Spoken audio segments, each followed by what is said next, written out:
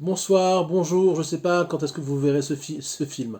Ce petit cours-là, voilà. Donc, un cours qui va être très chaud, très intéressant à mon avis, sur, évidemment,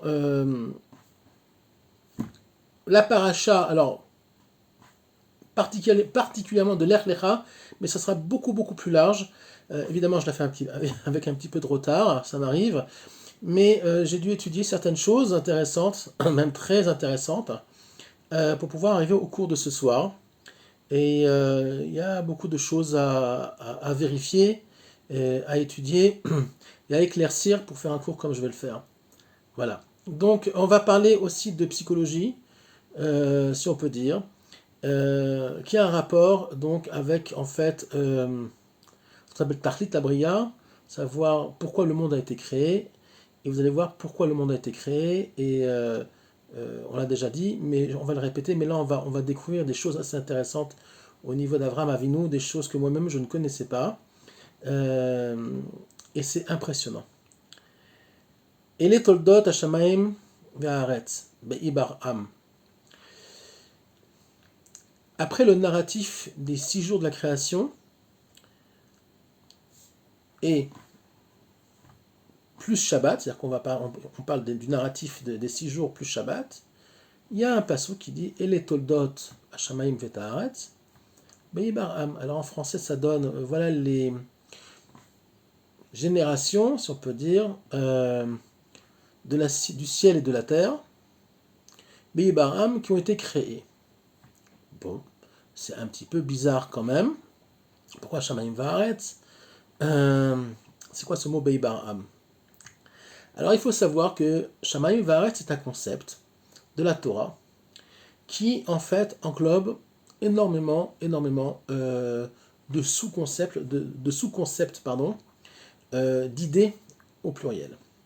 Mais on va d'abord commencer par Be'ibar Am, donc par la fin.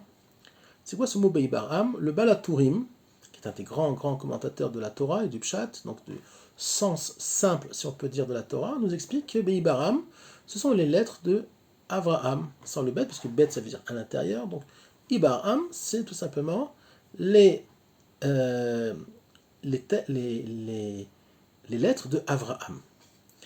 Non pas Avram, mais Avraham. Be'ibar Am. Que vient faire Avraham après les 7 jours, bon, 6 plus 1, Shabbat? Et qu'est-ce que vient faire Avraham caché dans les générations, dans les engendrements euh, de la terre et du ciel et de la terre? Apparemment, c'est pas si évident que ça. Que nous dit le Baal HaTurim? Il dit donc, Be'ibaram, c'est les lettres de Avraham, et il nous dit le ciel et la terre ont été conçus pour Avraham, par le mérite d'Avraham. Alors là, on va éclaircir des choses parce que c'est franchement pas clair. Avraham, mais il y a eu quand même Adam qui était l'homme par excellence, qui était la source, la racine de toute l'humanité. Et que vient faire Avraham dans l'histoire? D'abord, il faut comprendre qu'il y a 2 Avraham. Il y a Avram, qui va concevoir Ishmaël, et il y a Avraham, qui va concevoir Yitzhak et les 12 tribus. Donc, Yitzhak, Yaakov, et donc les 12 fils de Yaakov, les 12 tribus d'Israël. Quelle est la différence entre les deux? Alors la différence, elle est très grande. Avram, c'est Avraham avant la Brite, avant l'alliance qu'il y a entre Dieu et Avraham, en sachant que Avraham est tout simplement le Gilgul, la réincarnation de Adam. Pourquoi? Parce que Avraham vient en fait réparer la faute de Adam et de Chava. Avraham vient réparer ce qu'on appelle la Zohamat HaNachash. Il va commencer à réparer Zohamat HaNachash, la pollution qui a été créée, spirituelle, qui a été créée donc le venin, ce qu'on peut appeler le venin du serpent, mais évidemment tout ça c'est une allégorie, hein, ne le prenez pas au sens simple. En fait, la déficience, le manque qui a été créé par justement la faute de Adam et Ève, puisque Adam et Ève c'est une chose en fait, une seule chose, c'est un concept. Pas qu'un concept, ils ont existé, mais je veux dire, la faute elle-même, elle est attachée donc à Adam et Chava. Donc en fait, Abraham, si on le comprend bien, est le premier homme.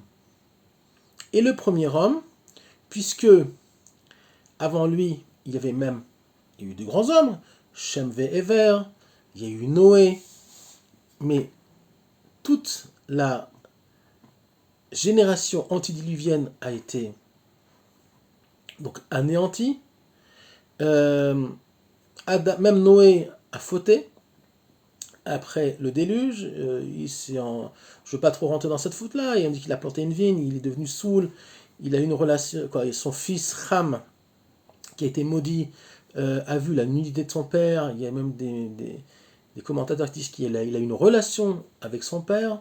Bref, des choses pas terribles. Et d'ailleurs, Ham a été maudit jusqu'à la fin des temps. Et Abraham va venir donc de Shem. Donc le mot sémite vient de Shem. Abraham va sortir de Shem, un des fils de Noé. Mais Abraham, c'est beaucoup plus que ça. Beaucoup plus que ça. Le Rav Luria, Moshe Raphaël Luria, explique une chose assez impressionnante. Il dit qu'il y a 3 choses dans le monde que même les lettres qui sont le support de l'expression du divin dans le monde, donc les lettres hébraïques uniquement, que même les lettres ne peuvent pas vraiment exprimer. Et on va expliquer. C'est le Shabbat, la terre d'Israël, Eretz Israël. Alors non, c'est le Shabbat, pardon, pas la terre d'Israël. Non, si, le Shabbat, Eretz Israël, pardon, le Shabbat, Eretz Israël et Avraham Avinu. Incroyable. Que vient faire Avraham? Quel est le rapport entre Avraham, Eretz Israël et le Shabbat? On va le clarifier. Donc ces choses-là, apparemment, ces 3 concepts, donc Avraham, Eretz Israël et le Shabbat, sont des choses tellement élevées, que même les lettres, même les écrits des plus grands maîtres d'Israël, du Pshat à la Kabbalah, ne peuvent pas exprimer, à tel point ça touche l'infini, ce sont des concepts qui touchent des sphères que nous ne pouvons pas vraiment comprendre. Évidemment, beaucoup de choses ont été écrites sur Abraham, sur Eretz Israël et sur le Shabbat, mais ce ne sont que des étincelles par rapport à ce que c'est réellement, et ça on le comprendra plus tard, après Tfiat HaMetim. Mais pour le moment, on ne peut pas le comprendre. Quel est le rapport entre Abraham, donc Eretz Israël, et Shabbat? Tout simplement, ce sont les Réchit, ce sont les origines, les Shorashim de toute la création. Je m'explique.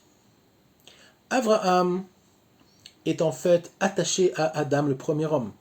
Donc il est attaché à la racine du premier homme, puisqu'il est la réincarnation lui-même de Adam Rishon, et vient réparer, c'est le même homme, si on peut dire, au niveau de la Neshama, qui vient réparer le manque, la faute qui a été créée au Gan Eden et qui a emmené le monde là où il est jusqu'à aujourd'hui.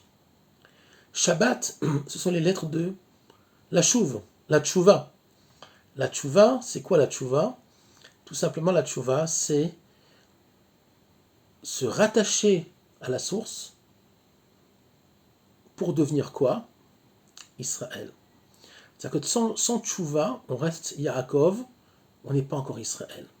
Israël, je répète, c'est le concept des lettres de Yachar El, connecté directement avec Dieu.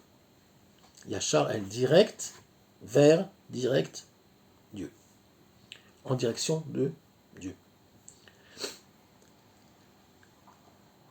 Donc ces trois concepts sont en fait des concepts qui nous rattachent à la source de la création. Donc Abraham à Adam, Shabbat à la Tchouva, et Eretz Israël, qui est, d'après la mystique juive, la source de la matière dans le monde, et plus particulièrement Efen Ashteya, qui est le rocher, si on peut dire, qui est sur le mont du temple, là où doit être le troisième temple, où sera reconstruit le troisième temple, si tu veux, très bientôt, où ont été les deux premiers. C'est actuellement là où il y a le dôme, ce qu'on appelle le dôme du rocher. D'ailleurs, les musulmans ont eu le mérite de garder le dôme du rocher et non pas les chrétiens. Pourquoi? Parce que même si les musulmans croient en Dieu un, et qui ne sont pas 100%, alors pour s'il y a des musulmans qui regardent, je suis désolé, mais ils ne sont pas 100% monothéistes. Le Rambam le dit, ils ont des choses ils ont des minagim, ils ont des traditions qui parfois dévient vers le polythéisme, comme ce qu'on appelle le mektoub. Il n'y a pas de mektoub dans le judaïsme, par exemple. Le mektoub, c'est tout est écrit. Donc ça enlève tout libre arbitre de l'être humain. Tout vient de Dieu. Allahu Akbar. Dieu est grand. Il n'y a rien d'autre que lui. Nous, on dit la même chose, mais la différence, c'est que nous avons le libre arbitre et ils te disent non. Même les choses que tu fais, c'est pas moi, c'est Dieu qui a voulu.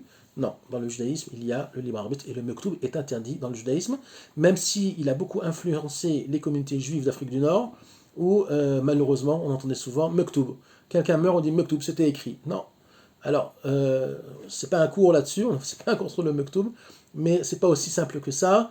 Nous sommes très très très responsables de ce qui nous arrive et de nos vies, même si on ne le comprend pas de façon extérieure toujours, au niveau de l'intériorité de notre réalité, de notre vie, on est très responsable de ce qui nous arrive.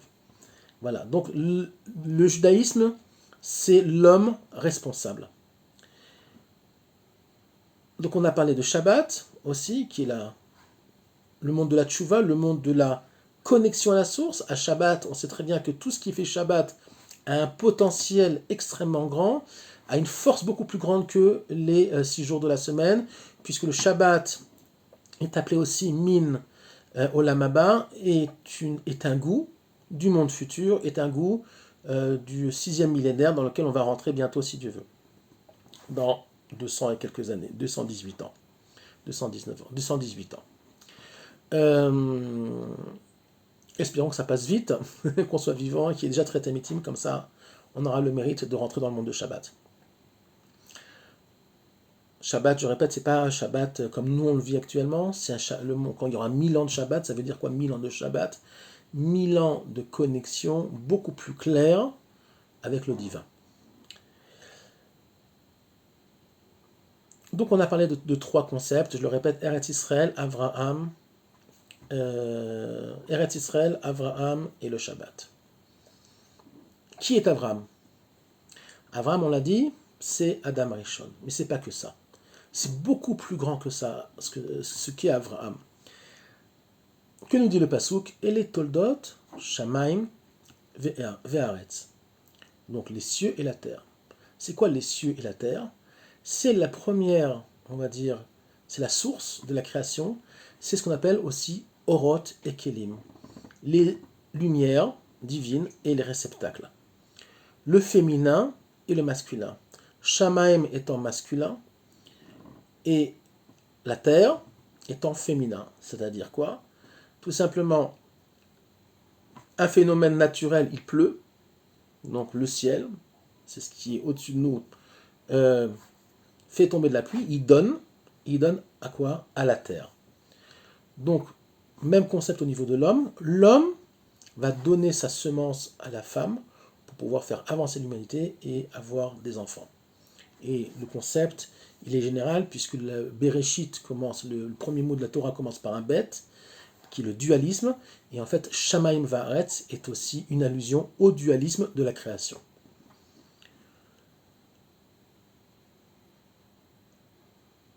Dans le mot Be'ibarham, on a donc le mot Avraham. On a dit au début du cours qu'il y avait un Avram, donc avant la Brit, avant la, comment dire, l'alliance, qui était faite par la Brit Mila, par la circoncision, avec Dieu, et il y a Abraham qui est l'être après. Est-ce que Avram est moins que Abraham? Non. Ce sont tout simplement deux concepts, deux niveaux au niveau d'Abraham lui-même. Avram étant le masculin, le côté masculin de Abraham étant le côté Shamaim, et Abraham est le côté féminin. D'où on le sait, ceux qui sont hébraïsants savent que la lettre He marque le féminin dans les mots hébraïques. Donc le mot He est le réceptacle. À partir du moment où Avram va devenir Abraham, il va pouvoir recevoir son rôle réellement et rentrer en Eretz Israël, même s'il est rentré Avram, mais il va commencer à vraiment travailler. Il va vraiment commencer à travailler en Eretz Israël à partir du moment où il va devenir Avraham, puisqu'il va avoir Yitzhak. Et Yitzhak va avoir Yaakov. Et Yaakov et Esav. Mais ça aussi, c'est pas le cours, mais il y a aussi encore une dualité qui va rentrer dans le monde.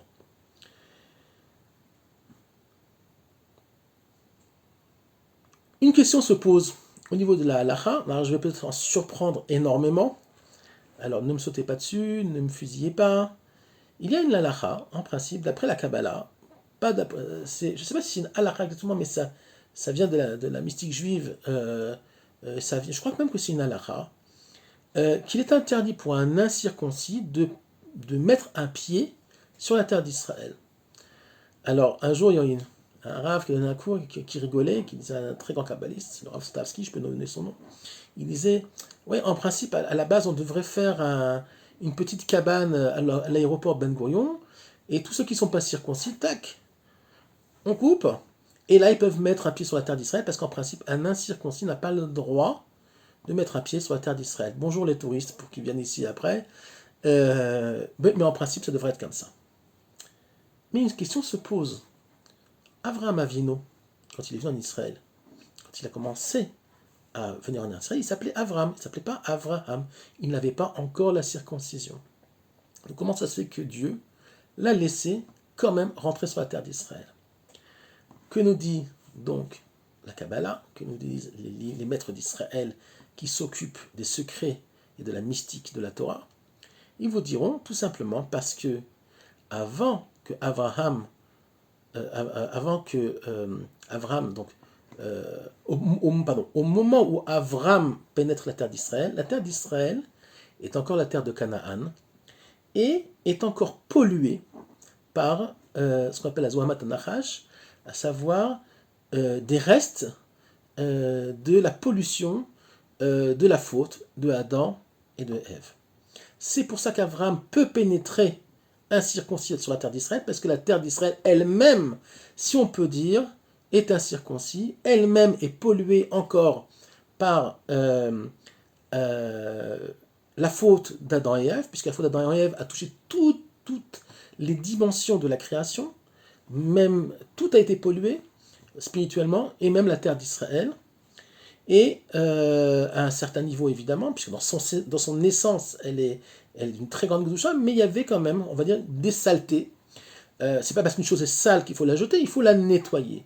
Et le rôle d'Avraham était justement de commencer à rentrer en Eretz Israël. C'est pour ça qu'Avraham est rentré en Eretz Israël et s'est circoncis et a beaucoup tourné en Eretz Israël. Il est allé dans beaucoup d'endroits. Pourquoi? Pour récupérer ce qu'on appelle des étincelles, pour réparer ce qu'il y avait à réparer, pour purifier ce qu'il y avait à purifier au niveau spirituel et commencer à travailler sur la restauration de la terre de Canaan pour qu'elle commence à devenir Eretz Israël. Donc, qui est Avraham? Avraham est le premier Israël. Non pas Yaakov, comme on pourrait croire, c'est Avraham. Pourquoi? Parce qu'Avraham est la source et la petite graine qui va faire l'arbre, qui va devenir le peuple juif. Et on sait très bien que même si l'arbre, c'est ce qui va exprimer, donc au niveau d'extériorité, la graine, mais on sait que l'arbre lui-même est déjà contenu dans la graine elle-même. Donc la graine, dans la graine, il y a en potentiel l'arbre, il y a donc le tout déjà dans la graine. Et Abraham est considéré par les maîtres d'Israël comme la graine qui va devenir après tout le reste, mais il est la graine, donc il est le shoresh, il est la source, il est la racine de tout ce qui va venir après. Donc Abraham est la source de tout. C'est pour ça qu'il est marqué Ele Toldot Hashamayim Va'aretz Be'ibarham. On ne dit pas Yaakov. Il n'y a pas un mot avec des lettres, un code qui nous permet de retrouver le mot Yaakov. Non. Non. Yaakov va devenir Israël parce qu'en fait, Yaakov lui-même est ce qu'on appelle, c'est une ashlacha, c'est une projection lui-même de son grand-père qui est Abraham. Il va y avoir Abraham. Abraham va projeter Yitzhak, qui va lui-même projeter Yaakov. Mais à la source, c'est toujours Abraham. Donc c'est pour ça que Shamayim Va'aretz, toute la conception du bête de Bereshit, qui est dans Shamayim Va'aretz, c'est pour ça que c'est les deux premières choses qui ont été créées. Et je répète, c'est pas Shamayim Va'aretz tel que nous on le conçoit au niveau humain aujourd'hui, la terre et le ciel. Après, ça va aussi s'exprimer par ce qu'on appelle la terre et le ciel, nous, au niveau matériel, mais c'est un concept spirituel. C'est Abraham qui est la source de tout. C'est quoi Abraham? Abraham est l'homme qui va commencer à faire comprendre au monde qu'on n'est pas des singes. Tout simplement qu'on est des créatures divines et qu'on a une âme et qu'on n'est pas que des hommes qui buvons, qui mangeons, qui procréons et qui chassons ou qui cultivent la terre. Non. Je parle par rapport au concept de l'époque, mais c'est pareil pour aujourd'hui. L'homme, c'est beaucoup plus que ça. Abraham, c'est celui qui va exprimer le fait que, sans intériorité, il ne peut pas y avoir d'extériorité. Quelqu'un qui n'a pas de spiritualité, alors je ne rentre pas dans les religions, etc., chacun, il est ce qu'il est, mais chaque personne qui a une spiritualité, une vraie spiritualité, on va dire de conception universelle, qui ne se comporte pas comme une bête humaine, alors il est en potentiel, il peut potentiellement se brancher au créateur de l'univers. Évidemment, il y a des niveaux, évidemment, chacun ne peut pas accéder à toutes les dimensions de la connexion à Dieu, mais chacun à son niveau peut être connecté à Dieu. On le voit très bien dans le peuple juif, il y a des gens qui sont très spirituels, et puis il y a des gens qui sont extrêmement matérialistes, avec aussi un petit peu de spiritualité. D'ailleurs, l'homme Israël est comparé à un homme, un corps d'homme. On dit qu'il y a des gens, des âmes qui sont au niveau de la tête, des âmes qui sont au niveau des bras, au niveau du nombril, au niveau des genoux, et même au niveau des pieds, et pas que des pieds, même il y a marqué Tipornaim shel raglaim, qui sont au niveau des ongles des pieds. Évidemment, c'est une image, ça veut dire quoi? Il y a des gens qui sont très en bas, ils ne peuvent pas être autre chose. Donc ils ne sont pas moins que les autres. C'est le niveau qu'ils ont. Pourquoi ils sont réincarnés comme ça? Pourquoi? Parce que tout simplement, si l'homme est fait d'ongles de pied jusqu'à ses cheveux, ses yeux, son nez, sa bouche, etc., qui lui permet de dire la Torah, c'est veut dire que c'est une seule chose. Shema Israël, Hashem Elokeinu, Hashem Echad. C'est une chose. Donc en fait, les ongles des pieds, même si on peut vivre sans ongles des pieds, s'ils ont été créés par Dieu, comme ça, si l'homme a été créé par Dieu comme ça veut dire que c'est nécessaire. Et que oui, effectivement, il vaut mieux avoir un bon cerveau que des ongles des pieds, si déjà on choisit le cerveau, la chokhma, et pas les ongles des pieds, mais si les ongles des pieds existent, c'est qu'il y a eu aussi une nécessité. Rien n'a été créé en vain. Donc je retourne à Abraham. Abraham, c'est qui? Abraham, c'est l'homme. C'est l'homme spirituel, c'est l'homme qui va être connecté à Dieu, c'est l'homme qui va parler de Dieu dans le monde, dans un monde de barbares, dans un monde de gens extrêmement primitifs au niveau du comportement, des gens qui croient dans des statues, qui sont complètement à côté, complètement à la masse, qui s'agenouillent devant des statues en bois. D'ailleurs, son père, Terrar, était le plus grand businessman dans le monde statuaire, donc en Irak, là où il habitait. Et évidemment, on connaît l'histoire, ça va détruire toutes les statues, et il va commencer donc à retrouver, à reconnecter le monde là où il était connecté avec Adam Arishon, puisqu'Abraham lui-même est Adam. Mais ça va encore beaucoup plus loin. Que va faire Abraham Avinu quand il va rentrer en Eretz Israël? Il va se prendre avec lui un boulet. Un boulet qui s'appelle Lot, qui est son neveu. Alors pourquoi Abraham va se farcir Lot, si on peut dire comme ça, dans un langage un petit peu de la rue? Tout simplement parce que Lot, le problématique, est potentiellement la source du Mashiach. Lot, c'est l'homme, sans rentrer trop dans les détails, relisez la Bible pour ceux qui n'ont pas bien lu la paracha, c'est l'homme qui... alors, c'est pas expliqué explicitement, c'est dans les Midrashim, mais on le sait, si on le sait, en fait, non, c'est écrit, on peut le comprendre clairement, c'est l'homme qui aime le monde tel qu'il est, pas spirituel. C'est l'homme qui aime boire, c'est l'homme qui aime l'argent, puisque ces bergers vont même jusqu'à faire paître leurs brebis dans des champs qui ne sont pas les leurs. Le principal, c'est de gagner, de prendre même aux autres ce qu'il faut pour avancer matériellement. C'est l'homme qui va être attiré par Sodome et Gomorrhe, il va aller habiter à Sodome et Gomorrhe. C'est l'homme qui est attiré par les casinos, les marques, les Rolex, les grosses bagnoles. C'est l'homme qui est complètement, absorbé, obsédé par le côté matériel du monde. Le Talmud explique, c'est quoi le mot Lot? C'est la même racine que Light. La Tav, il y a 2 Yud au milieu, et l'autre c'est un Vav, sans rentrer là-dedans. La racine c'est la tête. C'est la même racine. Light en araméen c'est klala. C'est une malédiction. Lot est le maudit. Et pourquoi, malgré tout, Abraham va le prendre avec lui? Parce qu'il sait que potentiellement il a en lui le libérateur d'Israël, à savoir le roi David, et plus tard le Melech HaMashiach, Mashiach ben David. Donc, Abraham va essayer d'être un petit peu l'exemple, son père spirituel, et donc le prendre à ses côtés, et rentrer en Eretz Israël avec lui, et que Lot voit tout doucement ce que c'est un tzaddik, à savoir Abraham. Mais ça ne va pas marcher comme ça. Lot va faire ce qu'il va faire, et à un moment donné, Abraham va lui dire, tu sais quoi? Viens, on se sépare. Moi, je ne peux plus vivre avec toi. Toi, tu es vraiment une clala, tu es vraiment un boulet. Tu es vraiment un obsédé de l'argent, un obsédé du monde matériel. Genre, il lui dit, prends ce qu'il faut et va là où tu veux. Mais ne reste pas à côté de moi. Alors, on pourrait trouver ça extrêmement pas sympa de la part d'Abraham. Mais en fait, Abraham a compris qu'il y avait 2 façons d'éduquer. Et là, c'est un enseignement que je vais vous donner, qui est aussi pour les enfants.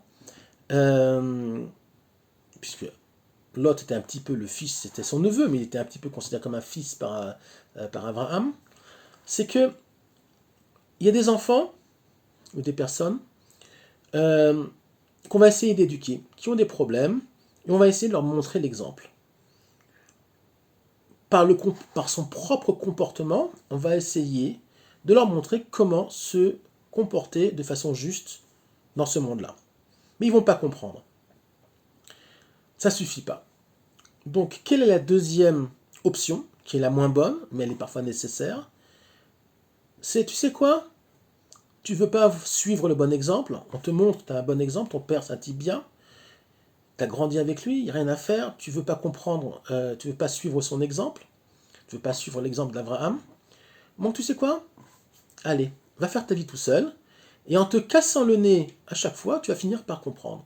C'est exactement la façon dont le coach mot moderne d'Abraham, va mettre en pratique avec Lot. Il va le laisser aller à Sodome pour des raisons d'éducation. Lot va rentrer dans le monde de Sodome et tout doucement, il va comprendre que finalement, alors d'abord, il va beaucoup aimer, il va kiffer et tout, et les casinos, les nanas, les grosses bagnoles, c'est la vie, tac, tac, tac, magnifique, etc. Mais ce que Lot n'avait pas compris, c'est que là où il y a beaucoup, beaucoup de shefa, il y a aussi beaucoup de pécha. Ce sont les mêmes lettres. Là où il y a beaucoup d'abondance, donc shefa en hébreu, ce sont les mêmes lettres que pécha. Pécha, c'est tout simplement du banditisme, et pas forcément du banditisme que des gens mauvais, qui font des mauvaises choses, mais aussi du banditisme au niveau spirituel. Et il va se rendre compte que finalement, c'est pas si tranquille que ça, puisqu'on sait très bien que par exemple dans les villes de casinos, par exemple vous allez à Monaco, que vous alliez dans les grandes villes de France, là où il y a des casinos, à Cannes, il y a aussi beaucoup, beaucoup, beaucoup de mafia. Là où il y a de l'argent, il y a des bandits, pour mille et une raisons. Donc il se rend compte que finalement, il y a l'envers de la médaille, et que l'envers de la médaille, il n'est pas simple à vivre. Les gens de Sodome ne sont pas forcément des gens très sympas, et à tel point que ils vont attirer une guerre avec d'autres peuplades, d'autres rois. Abraham, pour sauver Lot et en même temps sauver le roi de Sodome et Gomorrhe, va faire une guerre, va aller sauver un petit peu le roi de Sodome et en même temps surtout son neveu Lot. Et à tel point que le roi de Sodome, qui a failli mourir, qui va être sauvé par Abraham, va dire à Abraham, écoute, tu sais quoi, prends tout mon argent, tiens, prends ce que tu veux, je t'offre ma Rolex, je t'offre tout ce que tu veux, tu m'as sauvé la vie. Et Abraham, il lui dit, je m'en fous, toi, tes conneries, tes bêtises, moi, je suis là pour rétablir la justice. Je ne suis pas là pour, j'ai pas fait une mitzvah pour recevoir un salaire. J'ai fait une mitzvah parce que c'était juste de le faire. Et là, Lot va se réveiller et il va comprendre que Abraham est un homme juste.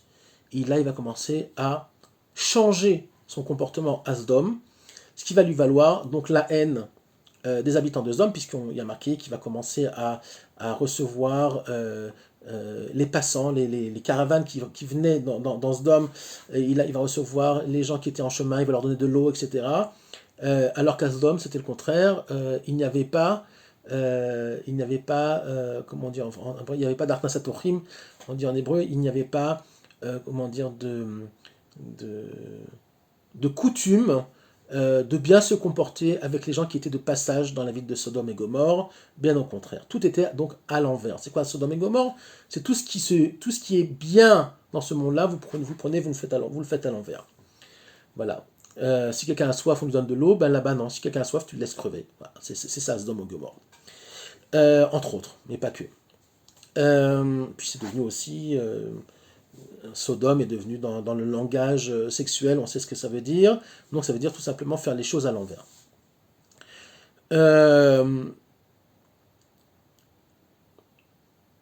Lot va finir par fuir Sodome et Gomorrhe, qui vont être donc détruites par Hachem, même si Abraham va prier pour Sodome et Gomorrhe, il va dire peut-être qu'il y a 50 justes, peut-être qu'il y en a 40, 30, 10, 1. Dieu dit, tu sais quoi, il n'y a pas de juste là-bas, il n'y a personne. Juste Lot, il a le mérite, parce qu'il a commencé à faire tchouva, de fuir avec sa femme. Sa femme s'est retournée sur les sacs Vuitton et les chaussures Louboutin, et elle a été transformée en statue de sel, puisque la femme de Lot s'est retournée, alors que Dieu a dit, ne vous retournez pas sur la destruction de Sodome et Gomorrhe, je vais tout détruire, il ne faut surtout pas regarder. Et en fait, sa femme a eu des regrets de la Dolce Vita, de la belle vie qu'elle avait à Sodome et Gomorrhe. Elle s'est retournée sur son côté matériel, sur le côté matériel du monde, et la Torah nous enseigne qu'elle a été transformée en statue d'amertume, à savoir une statue de sel.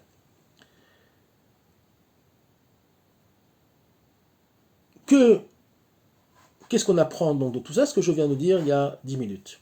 Que Avraham Avinu est la source de la prise de conscience du côté spirituel de l'homme, du moi, du moi divin qu'il y a dans l'homme, qui nous permet donc de nous accrocher au bon côté, au beau côté, au bon côté de la création et du comportement de façon générale. Avraham Avinu, c'est l'homme, c'est le vrai mensch, comme on dit en yiddish.